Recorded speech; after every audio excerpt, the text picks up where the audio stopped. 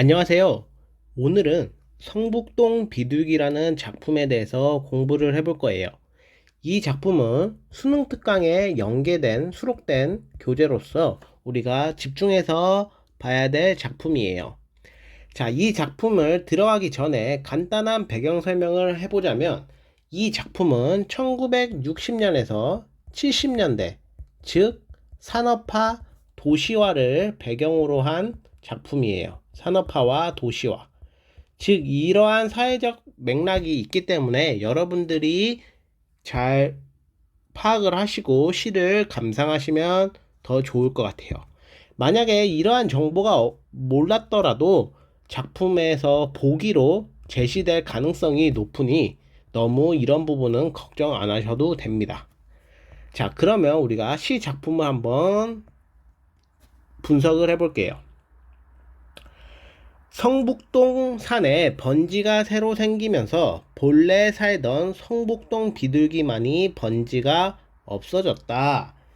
즉 성북동 산에 번지가 새로 생기는데 우리가 산업화 도시화의 맥락을 살펴보면 이 번지는 즉 인간들, 우리 사람들에 대한 번지에 해당하겠죠. 즉 이러한 부분들은 문명 발전, 산업화 발전, 산업 발전, 문명 이런 것들에 해당합니다. 그러면 본래 살던 성북동 비둘기만의 번지가 없어졌다. 즉 비둘기가 살던 번지니까 즉 자연에 해당하겠죠. 즉 우리가 산업화 도시화로 인하여 자연이 많이 훼손되고 그 다음에 주변 소시민들도 자리를 잇는 그러한 상황들이 많이 발생했죠. 이러한 점을 기억하면서 읽으면 더욱더 독해의 작품 해석에 도움이 될 거예요. 새벽부터 돌 깨는 산울림에 떨다가 가슴에 금이 갔다. 아무래도 돌 깨는 산울림이나 가슴에 금이 갔다라는 것은 즉 공사를 의미하겠죠. 하지만 이런 것들을 봤을 때 돌 깨는 산울림은 청각적 심상, 가슴에 금이 갔다는 시각적 심상, 이러한 두 심상을 활용하여 즉 도시 문명의 발달을 통해서 자연이 파괴되고 있는 모습을 더욱더 효과적으로 드러내고 있습니다. 자, 그러면 여기를 정리해보면 돌 깨는 산울림, 가슴에 금이 갔다를 통해서 도시 문명의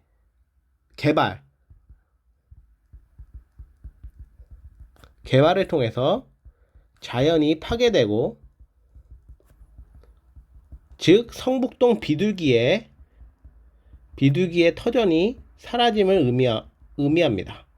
이러한 부분들을 청각적 심상과 시각적 심상을 활용해서 더욱 효과적으로 드러내고 있다라고 보시면 됩니다.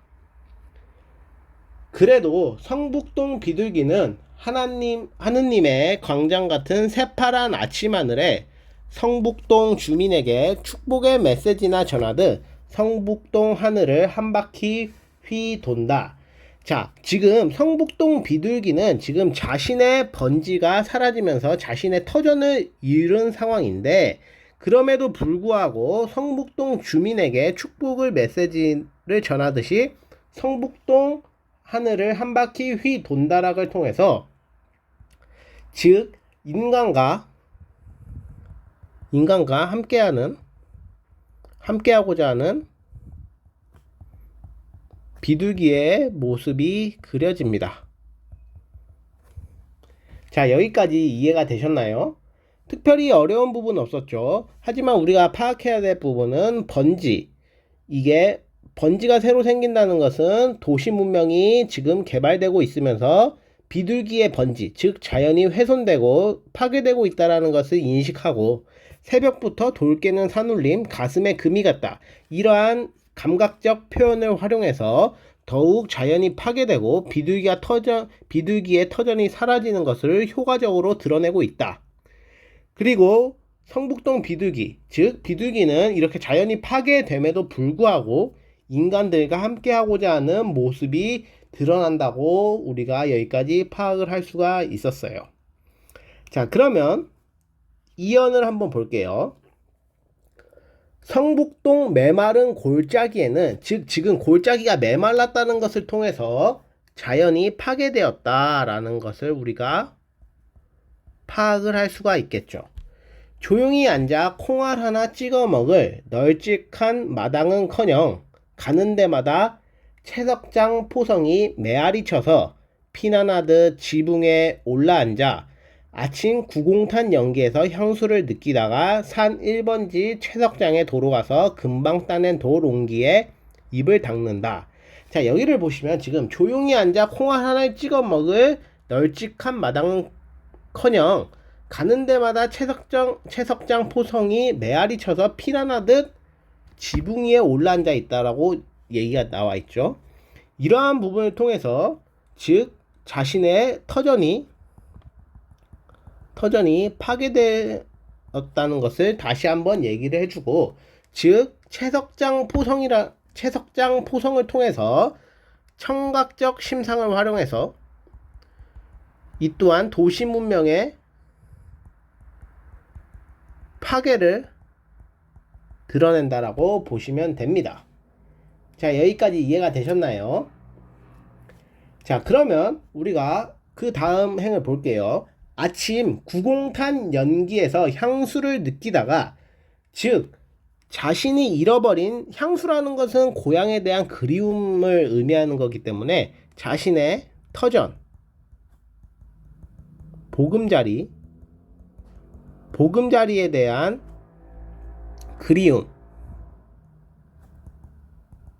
그리움을 느낀다고 파악할 수가 있어요. 산 1번지 채석장에 도로 가서 금방 따낸 돌 옹기에 입을 닦는다. 즉 자신의 자연 터전이 파괴되었는데 산 1번지 채석장이라는 공간도 결국에는 자신의 터전이었기 때문에 여기에 도로 가서 자신의 금방 따낸 돌 옹기에 입을 닦는다라는 것을 통해서 이러한 그리움 행위가 드러난다라고 파악을 할 수가 있습니다. 이해가 되셨나요? 자, 그럼 다음 연으로 한번 가볼게요. 예전에는 사람들을 성자처럼 보고 사람 가까이서 사람과 같이 사랑하고 사람과 같이 평화를 즐기던 사랑과 평화의 새 비둘기는 이제 산도 잃고 사람도 잃고 사랑과 평화의 사상까지 낳지 못하는 쫓기는 새가 되었다. 자, 여기를 보시면 지금 예전과 이제라는 시간을 나타내는 단어가 나오죠. 이런 부분을 잘 체크하셔야 됩니다.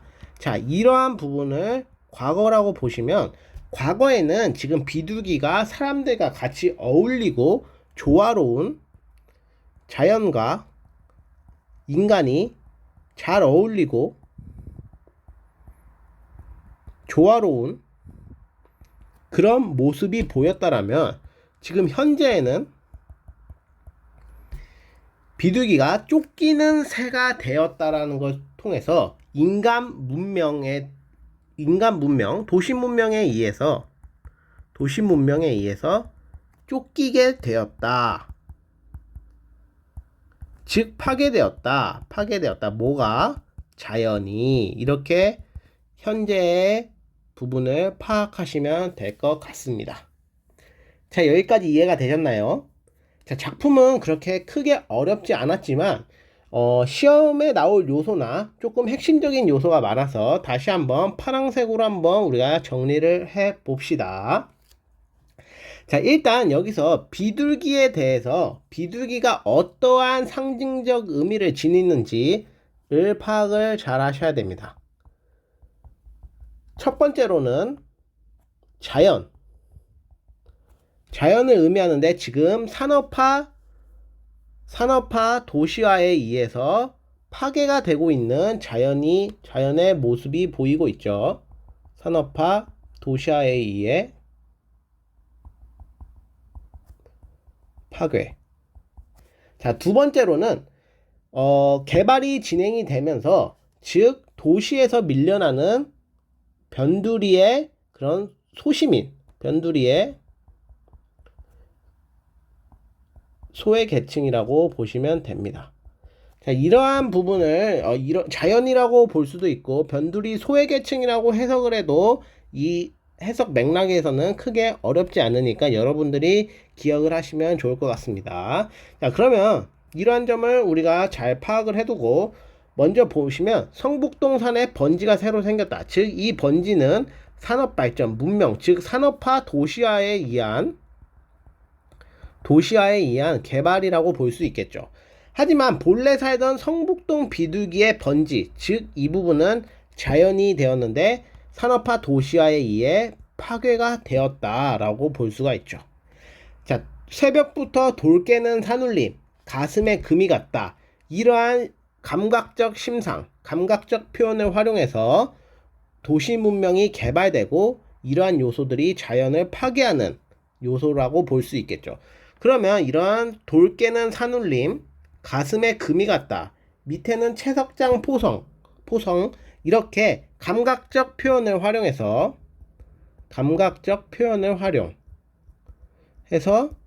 도시 문명의 황폐화, 자연의 파괴를 효과적으로 나타냈다라고 보시면 되죠.